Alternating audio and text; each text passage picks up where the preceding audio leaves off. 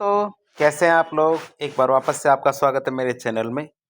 आज हम बात करेंगे इंडियन इकोनॉमिक्स का एक टॉपिक है बैंकिंग लोकपाल के बारे में। अब आप सोचते होंगे ये अचानक बीच में बैंकिंग लोकपाल शब्द कहाँ से आ गया। पहले ऐसा हुआ करता था कि जब भी हम बैंक में जाते थे तो बैंक में जाने के बाद कहते थे अब तो लंच टाइम हो गया। आप कई बार टिकटॉक में भी देखते हैं कि कोई व्यक्ति बैंक जाता है और वो कहता है लंच टाइम हो गया, लंच के बाद आना।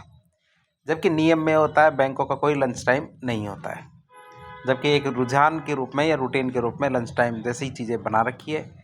कई बार क्या होता है कि आपको काम बिना फालतू में नहीं किया जाता है, या फिर कोई ऐसा नियम की आड़ ले ली जाती है जिससे क्या है आपका काम रुक जाता है।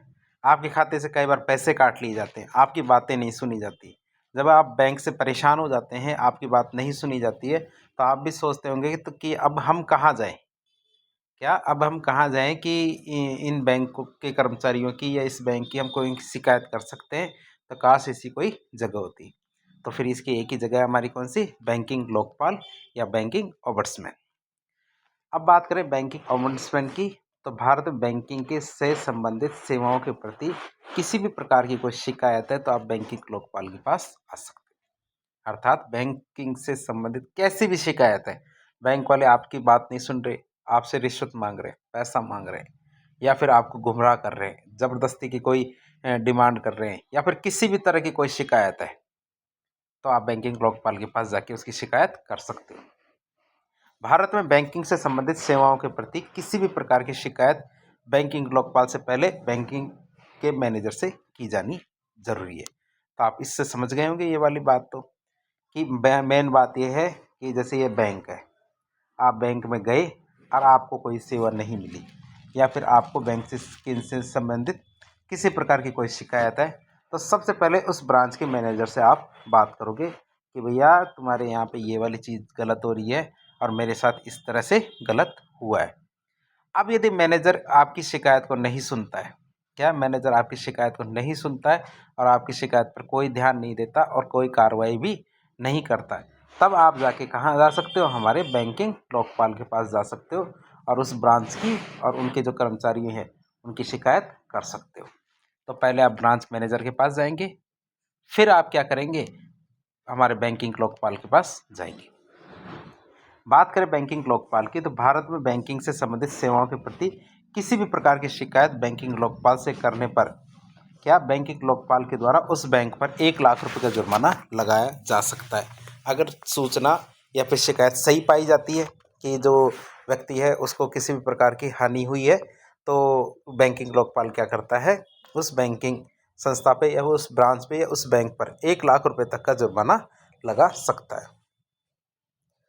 अब यदि कोई बैंक का मैनेजर है या बैंक का कर्मचारी वह कहता है कि यह दुर्भावनापूर्ण शिकायत की गई है, ऐसी इस प्रकार की कोई शिकायत नहीं है, इस प्रकार की कोई समस्या नहीं है, लेकिन ये शिकायत कैसी है? दुर्भावनापूर्ण है, तो बैंकिंग लोकपाल के फैसले के खिलाफ वह व्यक्ति या वह ब्रांच क्या है? अपील कर सकता है। किससे? आरबीआई के डिप्टी गवर्नर से।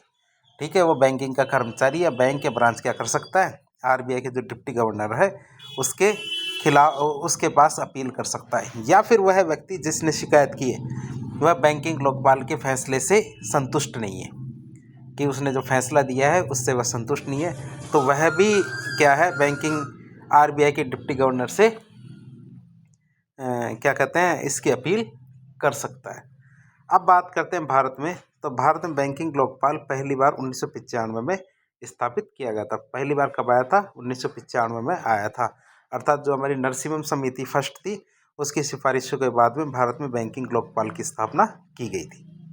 अब बात करेंगे बैंकिंग संबंधी सेवाओं के प्रति शिकायत की। बैंकिंग संबंधी सेवाओं के प्रति किसी भी प्रकार की शिकायत के लिए मुख्यतः 3 स्तर होते हैं। सबसे पहले आप जाएंगे बैंक मैनेजर के पास, उससे आप शिकायत करेंगे। वह यदि आपकी शिकायत को नहीं सुनता है तब आप बैंकिंग लोकपाल या बैंकिंग ओम्बड्समैन के पास जाएंगे, और वह भी आपकी शिकायत नहीं सुनता है तब आप जाएंगे भारतीय रिजर्व बैंक के डिप्टी गवर्नर के पास, और इसके बाद तो आपकी समस्या सॉल्व हो ही जानी चाहिए।